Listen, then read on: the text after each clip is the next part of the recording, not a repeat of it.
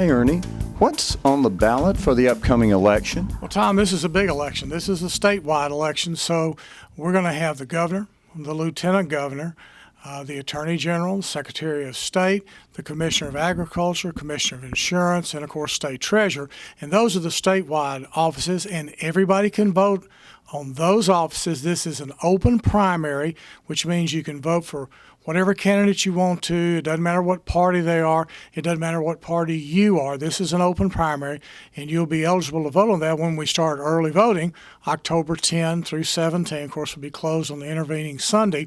And that's kind of what we're going to be talking about today. Well, we see all of that. Help me with this. You've talked about all of the various elections, all the attorney generals and all that. What about constitutional amendments? Well, we will have 4 constitutional amendments on this particular ballot.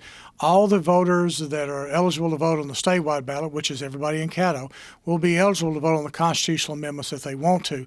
And of course, those are going to be on caddovoter.org, so you can go there and read the state constitutional amendments and be prepared for your yes or no vote on that, as well as the fact that during early voting, we'll have copies of that we'll be giving to people, and they can look at it before they go in to vote. They can take it in if they want to and vote, and it'll be theirs if they need to take it home and provide it to somebody else at their household. But we'll have copies of that too. That's worked well in the past, and we're going to do it again. Okay, that's constitutional amendments. What about the parish-wide offices? Well, now, on the parish-wide offices, it's a little odd this time because we not only have the sheriff that was set to be on this particular cycle, but we also have a special election for district attorney due to the death of Charles Scott as our district attorney. So we will have the sheriff and the district attorney running at the same time.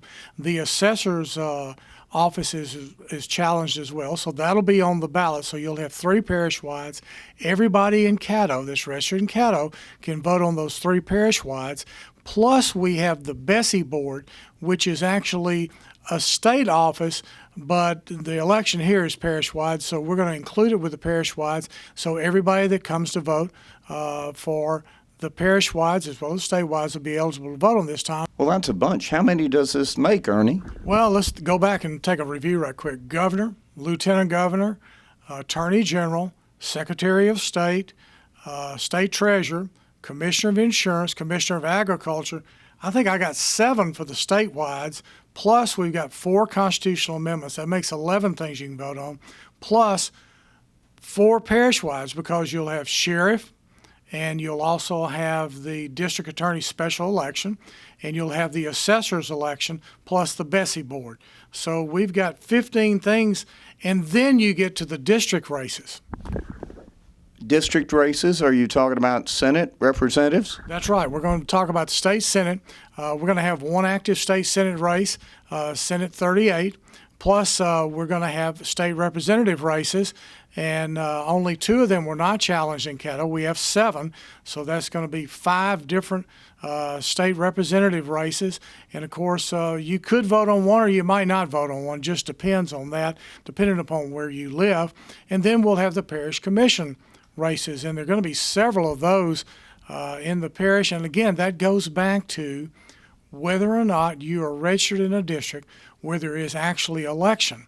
There is an election for the Caddo Commission or not. And the way to find that out, Tom, is to go to caddovoter.org, click on What's on My Ballot, and you'll be able to look up what you'll actually be voting on from your particular place of registration.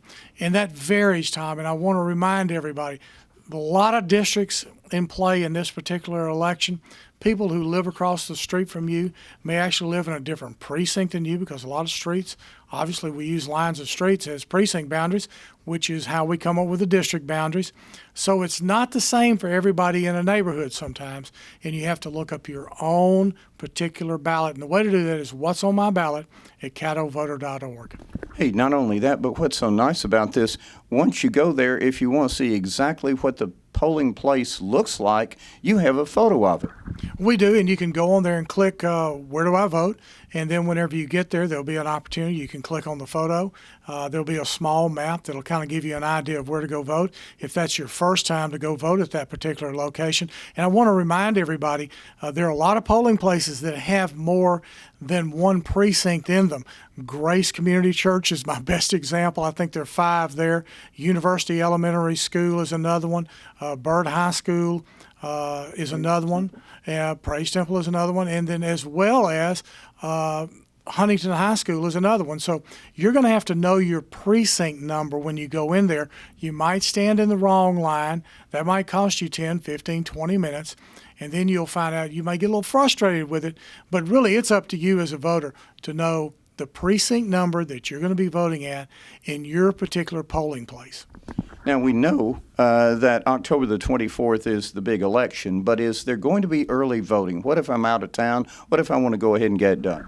We will have early voting right here at the Registrar of Voters office at 525 Marshall, downtown Shreveport, across from the courthouse. So if you want to come early vote, it's going to be October 10 through 17. We're closed on Sunday, October the 11th. We're open each day, 8:30 a.m. to 6 p.m. And, of course, on Saturdays, most of the businesses downtown are closed, so there's lots of free parking downtown on both Saturdays. And I encourage everybody and remind you to give you the hint, a lot of times after 4 o'clock, there's more parking down here than you'd realize. So just come on down during those times if you have a problem maybe with the parking or you want something close. And I do remind people, we do have 2 parking places in front of our office that are reserved for handicapped voters. And there are 2 more places that are reserved for early voters as well. So if you'd like to park there, just come to the front of the building and see if one of those parking places is open. It's kind of a first serve, first gets. And so I want to remind people, too, that whenever you come down here, this is a no campaign zone. You cannot wear a shirt with your buddy's name on it saying, vote for my buddy. You can't wear a cap or a button or anything like that. And we want to remind all the candidates, there are no photo ops that can take place at the registrar's office. And so if you want to do any of that sort of thing, you need to do it somewhere else and do it before early voting starts, because during early voting, this is a no campaign zone for 600 feet, Tom. That's all the way to Louisiana Avenue, all the way down to the railroad track south of us, basically all the way back over to Market Street, and then all the way up to Government Plaza up on Travis. So I want to encourage everybody. We want you to come vote, but this is a no campaign zone. You cannot campaign here. Well, that's pretty simple if you can just remember that part. But let's go back to something. You said only 3 minutes for all these items to vote for? That's right, 3 minutes. And, of course, we're going to provide you with a copy when you come into early vote of all the constitutional amendments. So if you want to read over them when you get here. But I got to be honest with you, Tom, it's pretty involved for reading that. So go to caddovoter.org. You can click on what's on my ballot. You can also go through the website. We will have the constitutional amendments on there for you to read, and you can go ahead and make your choices. And, of course, if you don't want to vote on them, you don't have to vote on them. But this is a long ballot. It is an involved ballot, and it is one that's a little bit complicated because we have so many districts, and it's important to remember, know what's on your ballot, and the best way to do that is go to caddovoter.org. Here's a question, Ernie. There is a proposition that's supposed to be voted on. I've had so many people say, are we going to vote on that proposition for the hotel motel tax? Is that going to be on this ballot? No, and it's going to be on the November ballot. The hotel motel occupancy tax will actually be on the November ballot, so you won't see it this time on this particular ballot. You'll see it in November, the November 21st election, whenever we either have runoffs for the races that are not settled, or I think that's the only proposition that's on there at this time. And so I do want to remind people, if you have a question when you come in, ask. Most of the folks that work on the staff have been here for years, and they can tell you right off anything you need to know. And always be prepared. When you come to vote, be prepared. But the most important thing is what happens on Election Day if you don't come to early vote. So where do you go to vote? caddovoter.org. That's correct. That's what you look up, and come see us during early voting October 10 through 17 here at the Registrar's Office, 525 Marshall, downtown Shreveport.